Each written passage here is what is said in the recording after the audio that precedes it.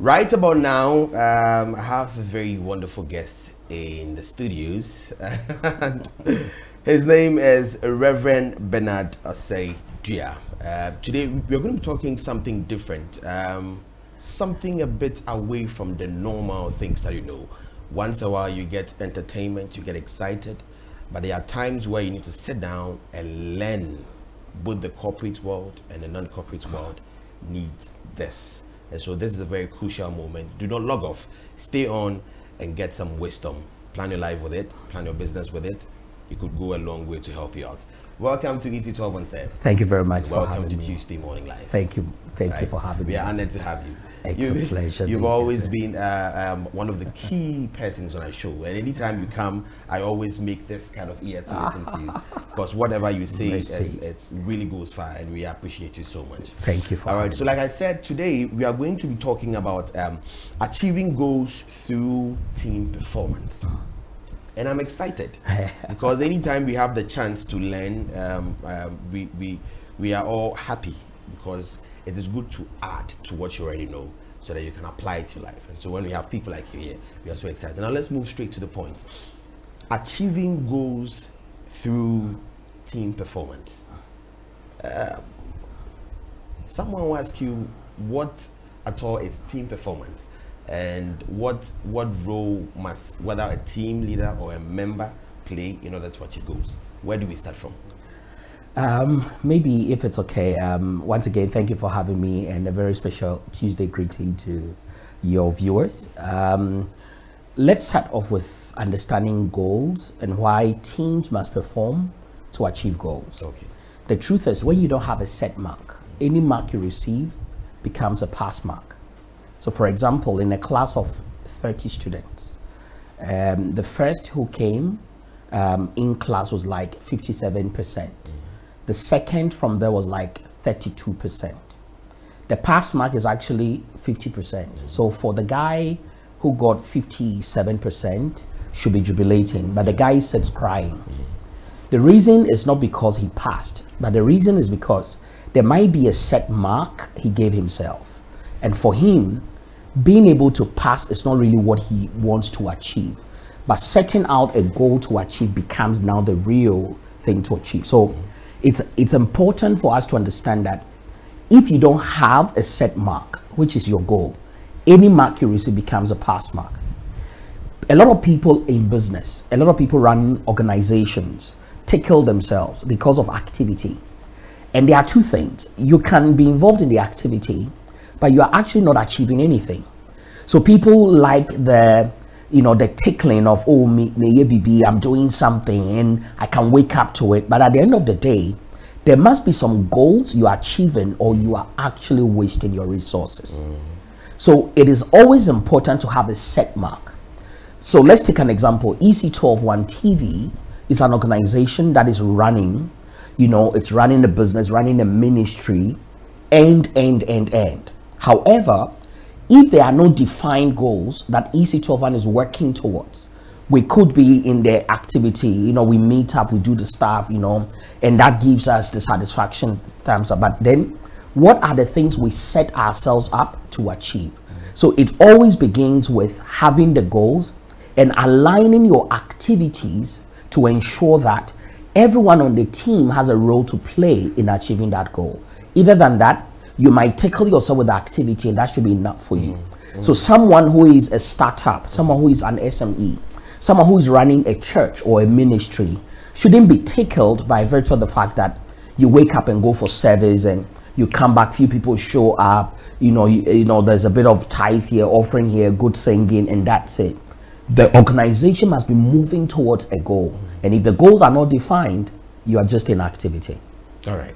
So who defines goals? I think biblically, God made it very clear.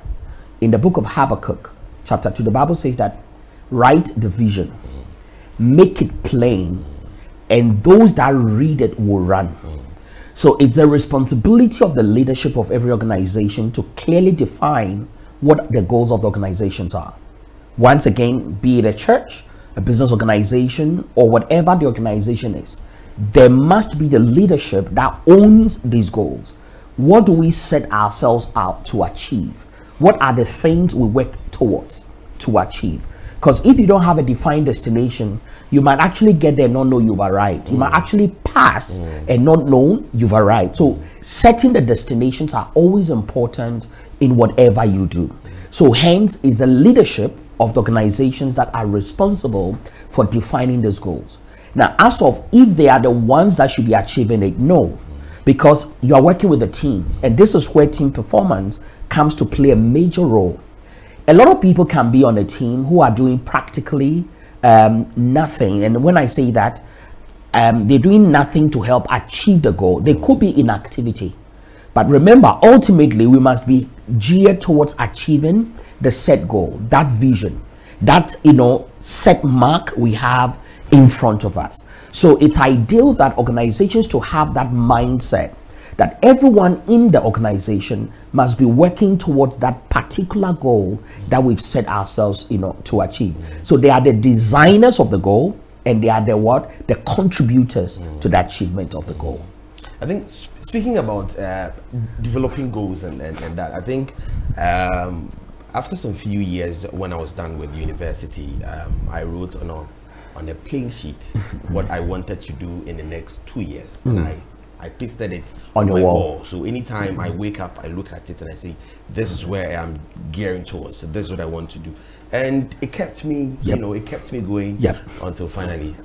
But we will go back to that. All right, so speaking about leadership and those who are responsible for the goals, what are the roles of leadership in the achievement of goals? Huge. The truth is, people would never do what is expected. They will only do what is inspected. Again, that. People would never do what is expected. They will only do what is inspected. So it's ideal that you inspect what you expect. The reason this is very important is that you can give someone an assignment for the first time. You don't really go back to check if it's done. It happens once, it happens twice. But the third one, I wouldn't be bothered, because I know that when you give me the work, you don't really go to check it. Some of us live in a house with house helps and maids we give work to. Oh, do these things, and you don't really go back to actually even check if it's done well. Remember, and never forget this, people would only do what is inspected, but not what is expected. So it's ideal that leadership must have their eyes on the ball, understand what is on the ground, is playing to exactly what they set themselves out to achieve. So the inspection of where we are in the achievement of our goals becomes prime. Hence, we have something we call performance monitoring. The truth is, anything you do not monitor, you cannot measure. And what you are not measuring, you are not managing. Anything you do not monitor, you cannot measure. Also, I'm coming. Are people really listening to this for free? Because I think we need to put on rates there, because these are deep words, and I'm taking it for free. Tuesday morning live. I'll have to continue. I'm really enjoying this. And let's go on. I think going back to it. Okay. Let me try and rephrase. Yes. I think what you do not monitor, you cannot measure. Okay. And anything you do not measure, you cannot manage. Okay. Let's use your BP. All right. So someone has BP. Anytime you know that your BP is going high, it triggers a reaction. It triggers a decision. It triggers an activity. But if you haven't been able to measure where your BP is, because you are not monitoring it, you wouldn't know what steps to take in order to eradicate or bring it down. Hence, the monitoring of whatever is going on is important. Let's take an example of someone who is driving. On your way, let's say you're driving from here to Adan or Kumasi, all right? But the dashboard on your car is not working. So you are not sure whether your car is overheating, whether you've got enough fuel for your journey, and you set off. Trust me, on your journey, there's something that could likely happen. You arrive safely, or like someone said, there are two things involved. Either you arrive safely or you get stuck in the middle of nowhere. If your dashboard is working and you realize that your fuel indicator has gone amber, and suddenly it turns red and begins to beep, you know that the next decision you make is not to look for the next chop bar. You'll be looking for something, and that will be the fuel station. Because what you monitor, you can measure, and if you can measure it well, it will trigger proper management of the process. A lot of businesses don't have, one, the defined goals. The goals, because are not defined, it doesn't help them to even know what to monitor. Hence, how they are measuring whether they are succeeding at these things, you know, to even come to the place of knowing how to manage it. So it's ideal for business leaders, organizations, to understand what these goals are. What are the criteria or the service level agreements, all right, that are aligned to this goal that must be achieved. Hence, what am I monitoring? What do I measure, and how do I manage these things? And this is why it's important that every business leader must understand what it means for your team to perform. Because when these things are not in place, you wouldn't even know the right questions to ask.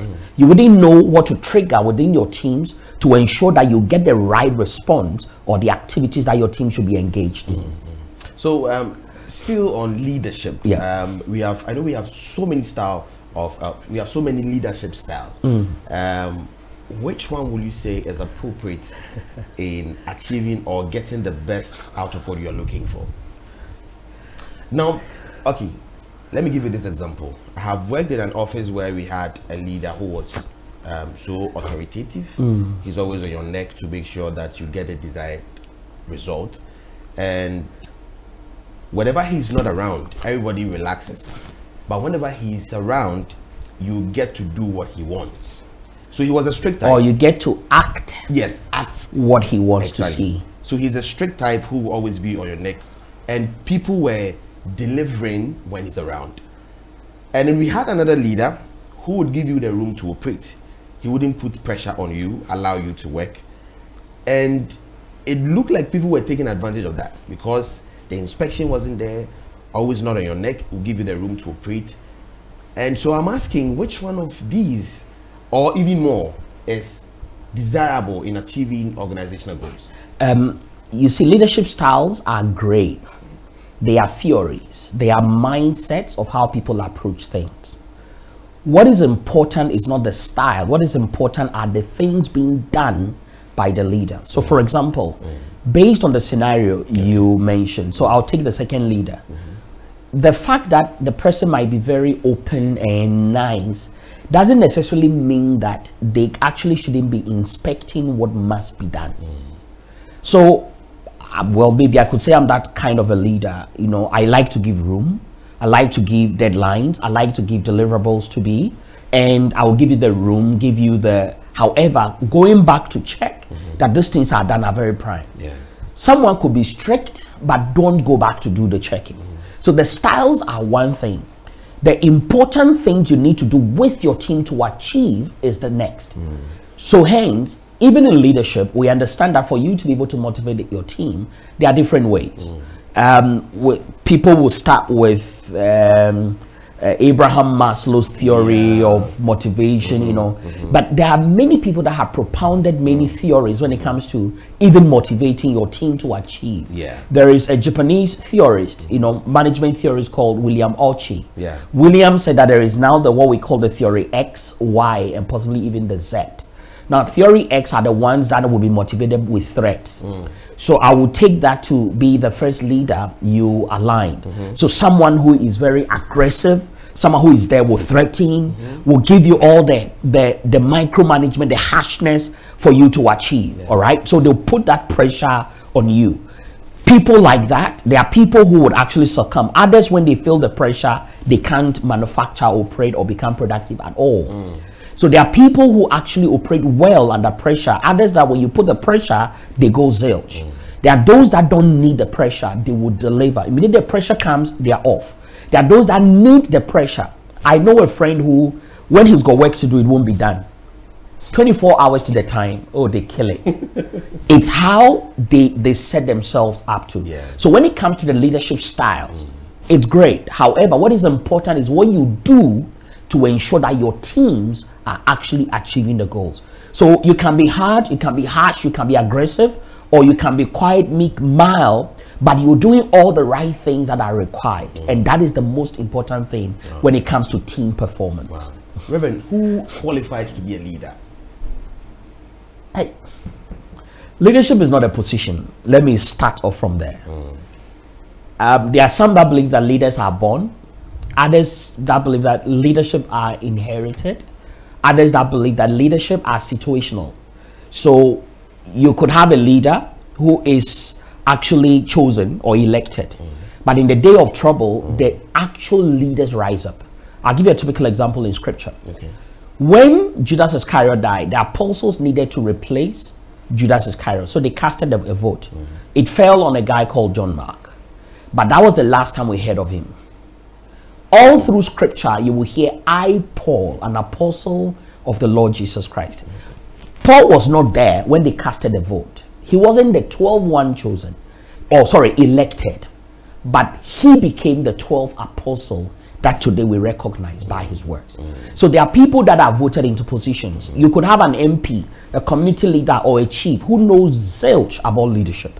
The real leaders arise when the situation happens. And this is where leadership for me is born. Conditions and situations brings out the best leadership in people. All right. Now, for us to achieve organizational goals, there is a need for us to have what we call team assessment. That's correct. What is that? What does that entail? Okay. So remember, I made a statement that what you can monitor, you cannot measure. And what you do not measure, you cannot manage. Now, the element of the measurement, all right, and the monitoring is where the assessment comes to play. When you monitor based on certain set standards. You monitor based on certain criteria. These criteria, you need to assess the actuals as against the set standards or objectives. This is where the assessment plays a major role. So when we talk about performance monitoring, performance assessment, performance evaluation, these are the things. Now, what is very particular here is that when you don't even have the defined assessment criteria, you wouldn't actually know what you are measuring. So as a speaker, as a presenter, we can build a criteria of the different things that you need to take off as the criteria that makes you a professional, excellent presenter or a host. And this criteria is when someone sits back as an assessor is what they would use to monitor and assess your performance. And when these things are not defined, I could just sit there and say, oh yeah, that was good, that was nice, and things like that. But you might actually be dropping the balls on a lot of the criteria when it comes to actually what is expected of you. So that is assessment. Wow. Reverend, our time is fast running, but I'm really enjoying this. Now, what are some of the strategies that we need in achieving organizational goals? First and foremost, I think some we've chatted through already. Being able to, have set goals. Number two, aligning those goals to the organizational overall objectives. Now, that being said, being able to cascade those goals to individual departments and teams within the business, which means that if you have a set goal, every department must have their contributing factor into helping to achieve that goal. Now, people within the department must have their own goals. So it becomes now the organizational, the departmental, and then the individual. So the individual are contributing to the department goals. The departments are contributing to the organization goals. So these must first be defined. Now, in that definition, you must be able to also understand what the criteria for success, criteria for achievement of these goals are. So for example, I want to lose weight. Let's say I'm 94 kg. I want to lose weight by maybe 20 kilograms in 3 months. So it means that in 3 months, I should be 74, all right? Now, within that journey, I must be doing things where I'm monitoring to ensure that I'm actually losing the weight that I need to.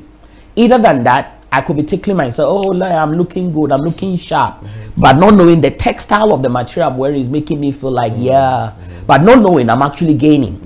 So it's important to know the criteria. So have the tools you need.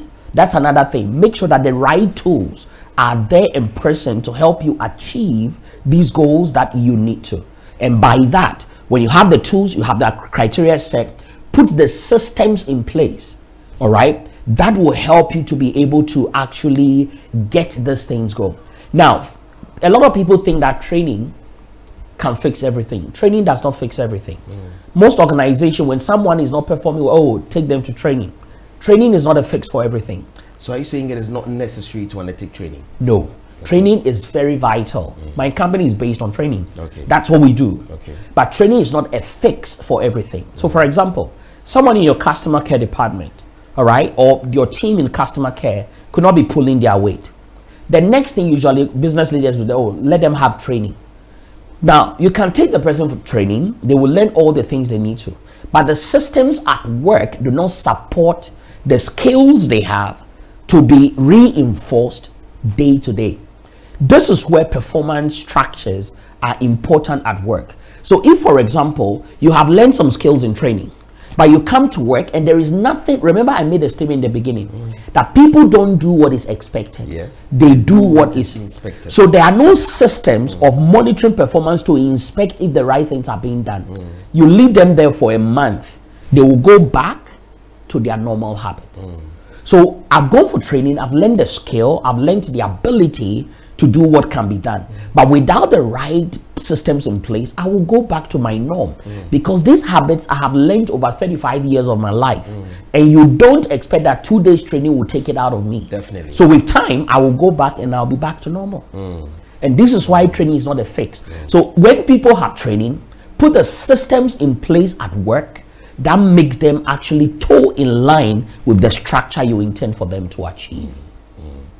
So this is so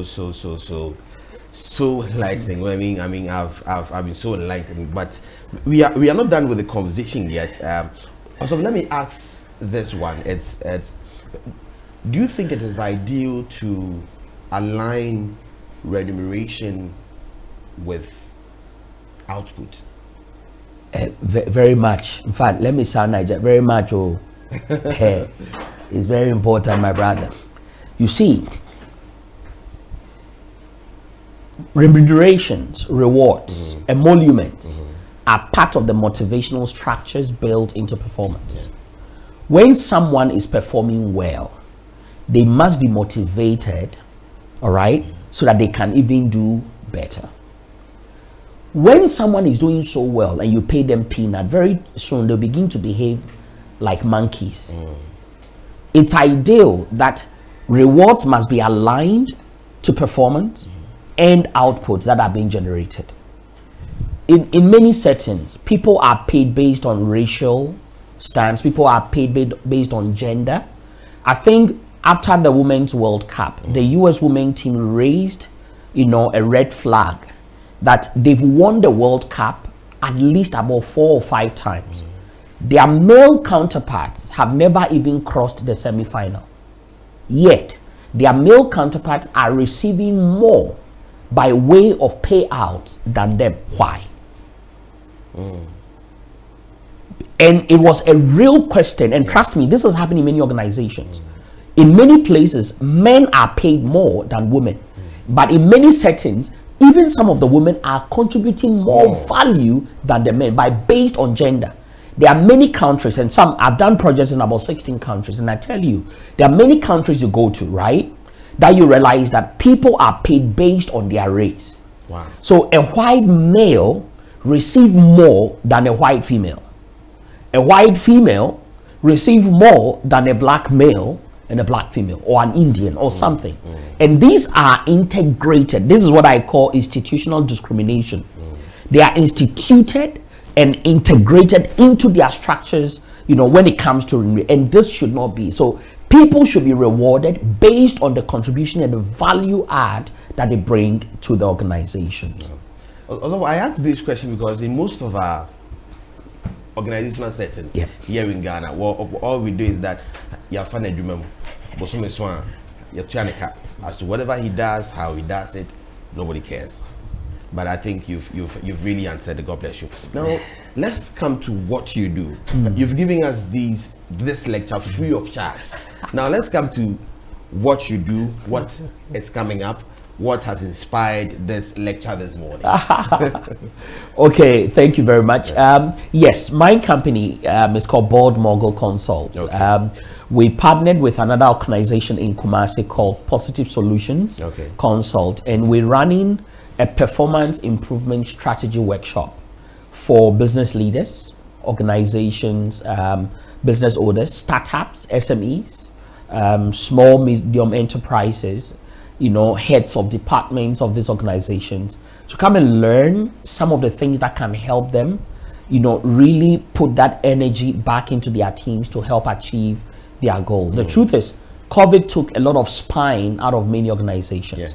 But it's ideal to understand that these goals cannot be compromised. We must still work towards achieving them. And this is why it's ideal that we help these businesses to actually learn the skill of how do I draw the best out of my team so that they can be able to deliver at the levels they're doing. So we have one closed off that's supposed to actually start tomorrow. It's been shifted to the 28th and the 29th of October. Now at the Tom Rake Hotel here at East Legon. So that's the Performance Improvement Strategy Workshop. All right, at the Tom Rake Hotel on the 28th and the 29th of October. So there's still chance for you to register if you're looking at it. Other than that, we have is that one free of charge? No, it's costed. So it's paying 1,000 cedis per head. Yes. And the date is 28th and the 29th. All right. So the one that is on the 14th and 15th, that's tomorrow and Wednesday, is closed off. It's closed off. Yes. So is it the one that's open for the 28th and the 29th that you can be able to register. Other than that, next week there is what we call the Certified Professional Trainer course, which we partner with the International Association for People and Performance Development to do that delivery. All right. So this is what certifies you as a professional trainer and business presenter. So a lot of people today, because they have the technical know-how, believe that, just put PowerPoint together and they can. No. There are professional ways of doing these things, and this is what this certification program is about. And for me, that is what opened the doors for me to do projects in many places, because when you have been able to really develop yourself to that level, then you get the doors open on the international scale for you. So this is coming off also at the Airport West on the 20th to the 23rd. So next week, Tuesday to Friday. All right, at the Airport West, the Trainer's Edge. It's called the Trainer's Edge. All right, it's coming out on the 20th to the 23rd. And anyone who intends, so you can't be even a professional in the corporate circles, but you intend to one day get into consulting, get into doing deliveries for other corporates or social enterprises. This is your opportunity to gain the skill. I got certified in 2007, and I've never looked back. That is why I retired from my professional work early. I resigned at the age of 34. And I've been on the road doing this from then on, and I've never looked back. All right. So it's important to develop the skill set that helps you to deliver at that level. Other than that, someone gives you the opportunity, you go and shoot yourself in the foot, and that's it. All right. So that's coming off on the 20th to the 23rd. Then the final one, which is on the Certified Customer Service Expert. All right. Also, we partner with the IAPPD UK to deliver. So a lot of people say that there are no degrees for customer service. It's true, because no university right now is currently awarding degree for customer service, but there are professional certification courses that gives you the professional backbone to run organizations and to make contributions to those businesses. And this is why this course is available. So anyone in customer service, maybe a customer service head, a business manager, and so on and so forth, this is a course for you that I think you can actually be able to align with as well. Wow. There is a free one I just want to mention. Okay, please do. We partner with iSpace, and this is open to anyone. We partner with iSpace, Ghana Tech Labs, to do something on social media etiquette for young professionals. And it's free. All right. So if you go onto our social media pages or go to iSpace, you will find, or even on my page, you'll find it, the register. It's free. But it's online, it's virtual, and it's happening this Friday. From 12 to 2. Social media etiquette. Yes. Wow. Okay, will you throw more light on that? Or? Oh yes. If your time permits. Okay. Just in a jiffy, social media etiquette is one of the things that I think people should take very serious note of today. Okay. About 87% of employers today employ with a nudge of social media and what goes on there. Before people actually confirms your appointment into any job role, they go and check if their brand is aligned to what you do.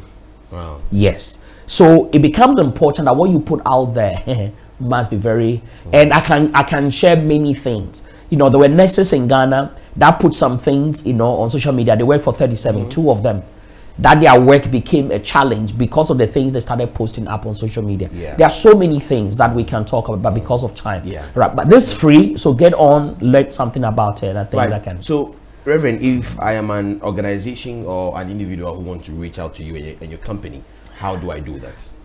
Call or WhatsApp 0500 200 944. Right, 0500 200 944.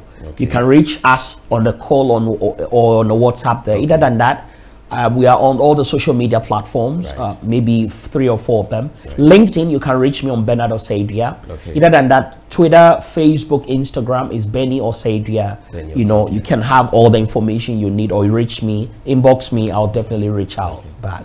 I will get in touch as well, because I love issues that has to do with administration and other stuff. You know, I have a little administration background. Oh, okay, that's nice. I'll join in, because I used to sponsor me. So that's right. The first one, the 1,000 Ghana cedis one. Yes, definitely. Thank you so much, Reverend. You're welcome. And I am so glad that people have really had this free of charge. I mean, if I were you, I'll go back to play the video on Facebook and listen out again. And then make notes as well, because this free of charge, you won't get it anywhere rather than Tuesday Morning Live. Reverend, God bless you so much, Reverend Bernard Osei-Duah. We are so grateful. Thank you, sir. And I'll be following you. I've been following you, and I'll still be following you for more wisdom on how to run my life. And of course, in the future, my corporate organization. We are so blessed to have you here. Thank you, sir. We are so grateful. Thank you so much. Really appreciate you, yes, sir. definitely. And we will get in touch soon. Thank you. All right. So. Thank you.